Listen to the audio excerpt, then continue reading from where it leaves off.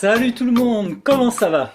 Moi ça va super bien. Alors aujourd'hui je fais une infidélité à mes chers pro marqueurs car ce tuto sera entièrement réalisé avec des feutres Touch. Je les ai commandés sur internet et j'ai pris les moins chers que j'ai trouvés, à savoir 15 €, 16 € pour 40 feutres de toutes les couleurs. Vous avez le lien en description. Première chose que j'ai fait, c'est bien sûr de réaliser un nuancier sur papier en notant bien le numéro inscrit sur le capuchon. Ça me permettra de retrouver facilement le bon feutre car la couleur du capuchon est souvent très différente de la couleur originale.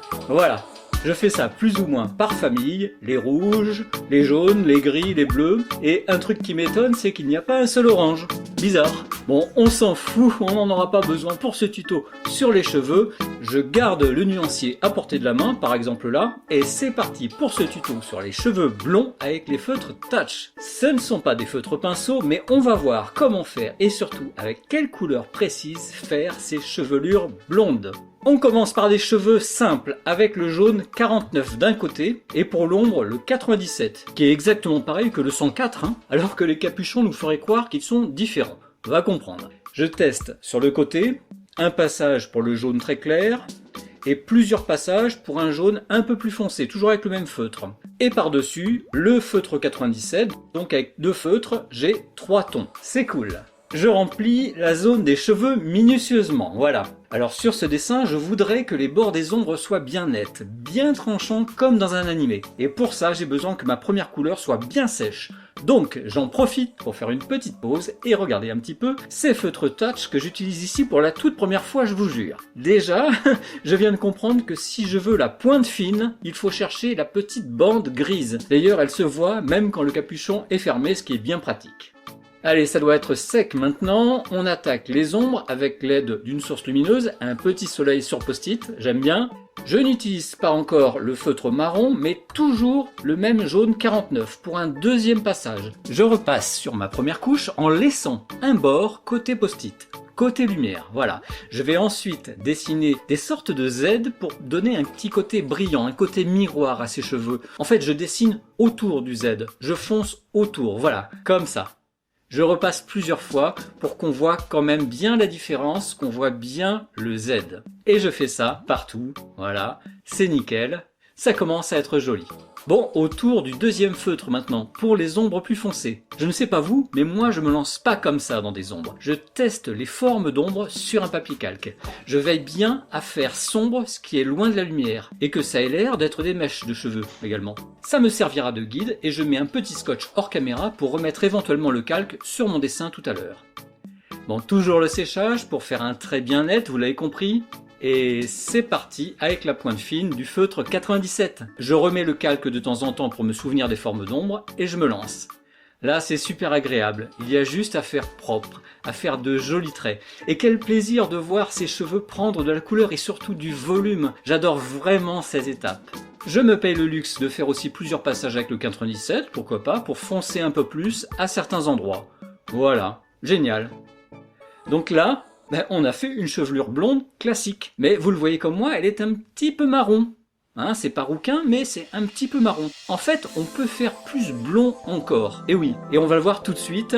Pour colorer Lucie de Fairy Tail, on va garder notre jaune 49, mais on va ajouter du gris. Étonnant, non? Impossible? Attendez, je vous montre. Donc le jaune, un passage, et aussi ensuite plusieurs passages comme ça. On finit par le gris, le CG4, c'est parfait, c'est un gris froid qui va donc refroidir un peu le côté jaune-marron qu'on avait auparavant. Donc pour ce dessin, on fait un premier passage de jaune, comme tout à l'heure, bien minutieux. D'ailleurs vous avez vu, je fais tout ça avec le gros côté du feutre, et pourtant je ne dépasse presque pas. Vous voulez savoir comment je fais? Allez, le temps que ça sèche, je vous explique. Du coup, je vous ai préparé un petit dessin découpé pour mieux vous faire comprendre. On va faire comme si c'était un vrai feutre, ok? Donc vous le voyez, le gros côté a des coins qu'on peut utiliser pour faire des traits fins, et un gros bord évidemment pour faire des traits larges. Je vous montre comment je fais par exemple pour remplir une zone comme ça. Je commence en posant bien le large bord du feutre sur la feuille pour mettre beaucoup de couleurs, et je fais en sorte que, en déplaçant tout ça, le coin, la pointe suive bien le trait gris, vous voyez?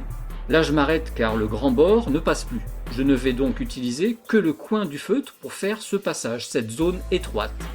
Voilà. Quand c'est fait, eh bien je repasse cette fois-ci à nouveau avec le large bord pour finir le dessin. Et cette fois-ci, regardez, c'est le coin du bas qui me sert de guide le long de la ligne grise.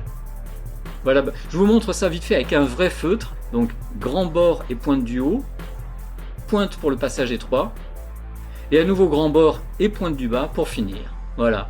Entraînez-vous, hein, ça peut servir un jour. Allez, il est grand temps de faire la suite de Lucie, toujours avec le jaune 49, cette fois-ci pas de Z, hein, juste quelques mèches claires et aussi du clair au-dessus, côté post-it. La pause, séchage, encore et toujours, obligé. Pour ceux qui ont envie de faire pipi, ça peut être un excellent moment. Donc, cette fois-ci, pas de calque, hein. L'astuce c'est de faire en gris, ma nouvelle couleur foncée, les endroits de la chevelure qui sont complètement à l'ombre, les zones creuses, les zones cachées, et donc forcément plus sombres, souvent de chaque côté du menton comme ici. Moi je commence souvent par là si c'est possible, hein. J'ai donc des grosses zones foncées, et maintenant je n'ai plus qu'à faire que des mèches foncées, un peu grosses pour les zones intermédiaires, et je finis par des mèches petites pour tous les cheveux qui sont devant et qui donc prennent bien la lumière, qui sont éclairés. Je fais plutôt ces traits, ces ombres en bas, car la lumière est en haut. Regardez le post-it. Voilà donc, vous voyez le résultat, on a là un mélange parfait, typique des cheveux blonds, à la fois froid et chaud, grâce au mélange de mèches grises et jaunes. D'ailleurs, je vais peut-être en profiter pour vous expliquer un peu comment faire des mèches bien pointues au feutre. Non? Qu'est-ce que vous en pensez? Alors, vous voyez, sur ces trois exemples, on voit bien que le trait du haut est trop régulier par rapport aux autres. C'est parce qu'il a été fait tout simplement trop lentement, comme ici. Le secret, c'est de le faire plus vite, plus nerveusement, surtout au bout du trait. Comme si on faisait décoller un avion. Là, je vous montre sur un brouillon. Vous voyez comme je débute le trait lentement avant de le faire décoller d'un geste brusque. Là aussi, il faut s'entraîner à part, souvent. Ça deviendra très vite facile ensuite, je vous le promets. Et d'ailleurs, c'est en utilisant tout ce que je viens d'expliquer que vous pouvez ensuite très facilement faire des cheveux blonds réalistes, comme sur ce dessin. La seule différence, c'est qu'on va utiliser un peu plus de feutre, en fait, juste 5, hein, et surtout, on va mixer les ombres marron et les ombres grises. Voilà les numéros pour que vous voyez ce que ça donne. Et bien sûr, regardez, j'ai fait un brouillon pour tester si ces couleurs fonctionnent bien ensemble. Et c'est le cas, c'est parfait. On commence donc comme d'habitude par le jaune clair en remplissant, alors attention cette fois-ci, le milieu de chaque mèche en jaune, en laissant bien du blanc autour. Je vous montre ça plus en détail pendant qu'on laisse sécher. Voilà. Ensuite, on prend le gris léger en pointe fine pour remplir le milieu des mèches jaunes comme ceci, pour faire des mèches à l'intérieur des mèches, comme ça, en laissant de jolis beurres jaunes. Je me prépare ensuite à mettre des couleurs vraiment foncées, celles qui sont vraiment loin de la lumière du post-it. Je repère ces zones de chaque côté du menton, comme je l'ai dit tout à l'heure, voilà. Et maintenant, le travail, c'est finalement de mettre le gris moyen ailleurs pour donner du volume, mais gentiment. Pour ça, je fais des mèches grises dans des mèches grises légères de tout à l'heure. Pour éviter que le gris n'envahisse l'ensemble du dessin, le rende trop triste, je vais dessiner quelques mèches marron, quelques cheveux de ci de là pour réchauffer l'ensemble. Voilà. Il ne faut pas hésiter à revenir, à rajouter des mèches ou des couleurs avec l'ensemble des feutres au fur et à mesure. Prenez votre temps, faites-vous plaisir. C'est d'ailleurs ce que je vais faire pour cette fin de vidéo. Du coup, j'espère que ce tuto sur les feutres touch vous aura plu. N'hésitez pas à me dire en commentaire ce que vous en avez pensé, s'il vous a été utile. Plus que jamais d'ailleurs les amis, j'ai besoin que vous likiez et que vous partagiez un max mon travail. Pensez à vous abonner et à activer la cloche si ce n'est pas déjà fait. Pensez surtout à me suivre sur Instagram. Sur ce, je vous souhaite une excellente continuation. À très vite sur la chaîne Je Progresse en Dessin. Ciao!